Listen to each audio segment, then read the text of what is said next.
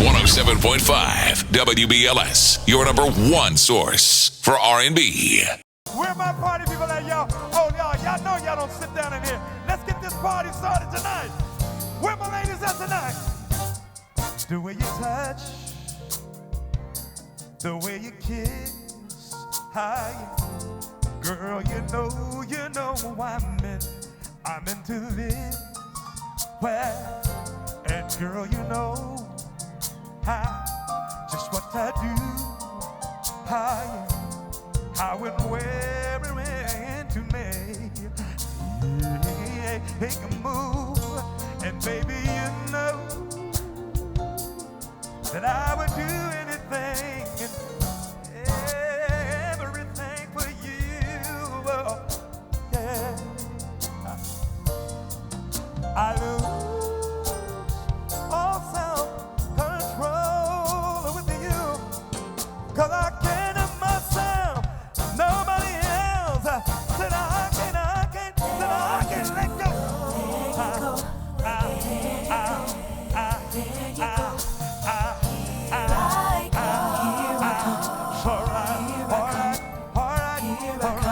Please welcome to the stage, Brother Johnny Gill. Have a seat, man. Have a seat.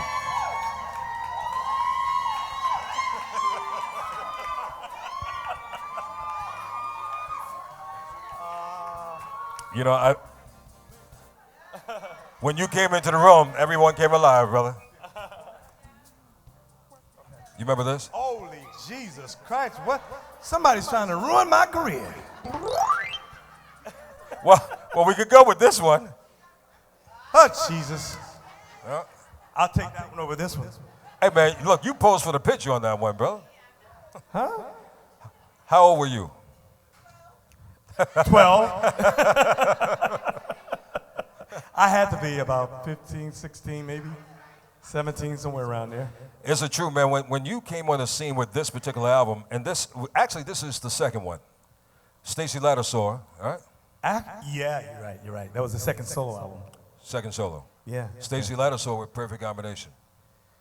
That was the second. That was the first. No, there was another album, Johnny Gill album, before that one. Before this one. With Super Love. With Oh, that's Wrong right, with My that's Baby. right, that's right. And then the Stacey Lattisaw duet album. Man, you've had a wonderful, stellar career from then till now. How do you feel at this stage of the game? Because you have changed the game. The brand new CD is called Game Changer, and you've been changing the game for a mighty long time. I feel old as hell. Well, they say, well, you must feel overwhelmed and very, very happy. A little while before you came into the room, one of the young ladies asked, "What has taken you so long to release a brand new CD?" Wow. You know, I'm going to be honest with you, and I'm glad I can do this in front of you guys.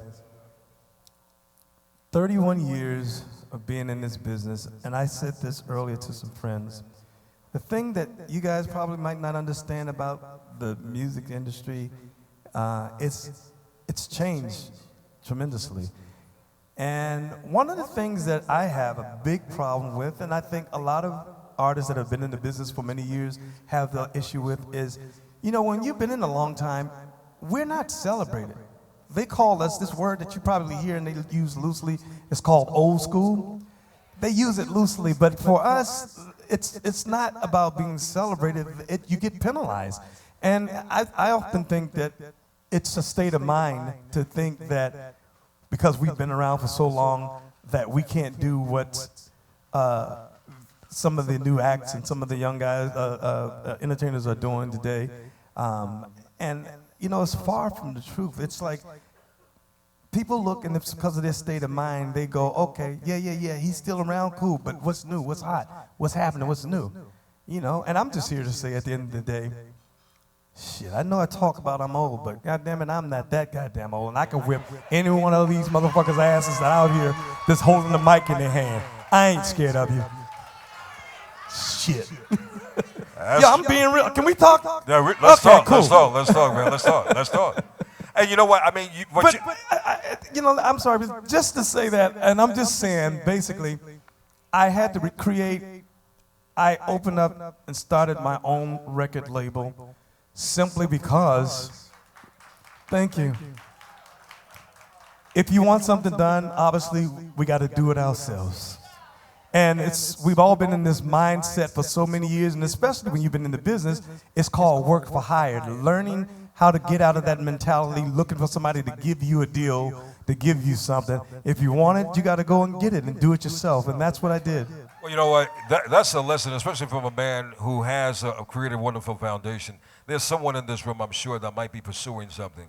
And what words of encouragement could you impart upon them in terms of, because they're not at your status yet. Right. And it's often harder, as you know, to kind of get the ball rolling. And as you mentioned just a moment ago, the industry has changed. So what would you recommend them doing at this stage? There's no saying about count your blessings, be thankful. Wherever you are, at whatever level that you are in your life, appreciate it, embrace it, build from there. You're not going to go from 0 to 100. Some people might get lucky and do it, but that's not the reality of how life really operates. We got to learn how to just deal with what we have, work with what we have, and continue to grow and build from there. And it's a process. There's no such thing as get rich quick and all the other things that you hear. Anybody that's telling you that, dealing with business, dealing with anything, run, go the other way. That's not how life goes. It's a process. It's a process. Well, the process has happened very, very quick and clearly for you in your creativity behind this brand new CD, Game Changer. Why are you so excited about it? How much personal input in terms of writing and putting the production together did you do on this particular album, especially with the first single, Behind Closed Doors, which is pretty controversial in itself. I don't know, has anybody seen the video? Oh, gosh, you got to see that video. It stars Nicole Murphy. And now, we used to mention, this cat is from D.C., so y'all used to, never mind, I'm not going to go there. No, it's Nicole, Nadine Velasquez, who was in the movie, in Denzel's movie Flight. So, you know, I'll give you a quick scenario, because the video's been out, so if you guys get a chance, go to Bebo and just type in Behind Closed Doors. Basically, it was just, in doing the video, Nicole, everybody knows that Nicole's like my sister. So when we were talking about a few days, and I was just prepping for the video, because this was the second video I shot. The first video I shot, I looked at it and said, oh, hell no, this is not going out. And so I took it upon myself to say, let's go back and get this right before I bring this to the people. And so in doing so, it was like 3 days before I was prepping, and I'm talking to Nicole and telling her I got to get back on because the producer had called me on the line, and I said, so I can get this, we got to get this video taken care of. And she goes, you haven't even put me in any of the videos. And I was like, Nicole, you're my sister. Nobody's going to believe. What could we possibly do in the video? Because nobody's going to believe us. You came up with that angle. So she goes, I don't know. But I said, let me talk to the director. And I told the director, I said, hey, my sister want to be in the video, but what would we do? I said, I don't want to put her in the video and just stick her in there to have a cameo just because she wants to be in the video. It has to flow with the story. So he's going, wow, it would be great to have her in there. And I said, okay, what would we do? So we hung up. Long story short, 30 minutes later, I called back. I said, hey, I got an idea. I said, Nadine and I are going to be in the bedroom. It's going to be this hot, steamy scene with Nadine and I. And I said, and what's going to happen is we almost get busted, and Nicole pulls up, and we almost get busted. And we're running for our things. We panic. We run to the door, head for the heels. The only problem is I run out the door, and she stays. So it turned out that she was cheating on Nicole. So... It's 2014, baby. It's 2014. You get it? She was in a relationship with video. Right. Good creative video, man. So what else on this brand new CD, Game Changer, can we expect? I understand that you have an Al Green kind of bass song. Yeah. I always loved Al Green, and just been influenced by so many great singers. Share on that before you get into telling me about that song, because someone asked a little earlier as well. Who are some of your early influences? God, Stevie Wonder to Jeffrey Osborne, Peabo Bryce, and Teddy Pendergrass, Luther Vandross. That's the school I come from. So tell me about the single that is kind of Al Green bass like? Oh, the song is called What Is This? It's just straight up that Al Green feel. As soon as you hear the intro, you're going to think Al Green. You go, oh, wow, that's Al Green. But it's not. It's just the instruments that he used on a lot of his ballads that I think that created the magic in those songs. And so we kind of used those instruments in this song, this particular song.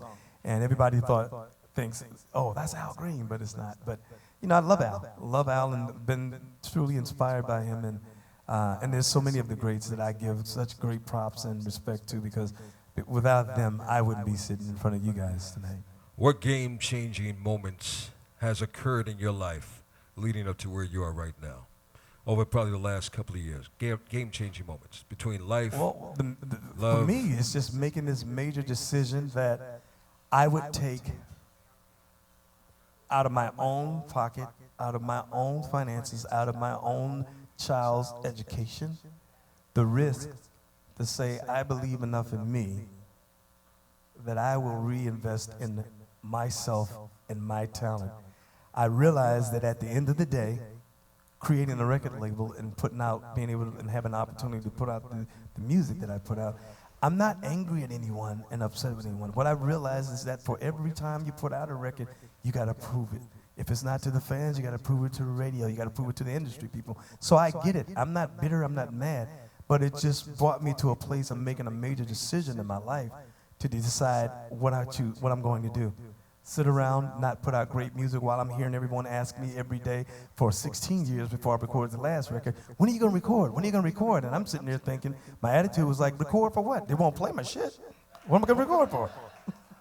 So I said, okay, well, if you want something done, we're going to do it. I have to do it myself. And we want to prove it that there are people that are out here that want to hear great music, that still enjoy these entertainers that are still around right now, that has been around for many years, that we're considered to be old school, and they're doing it just as good as these cats out here that's doing it now.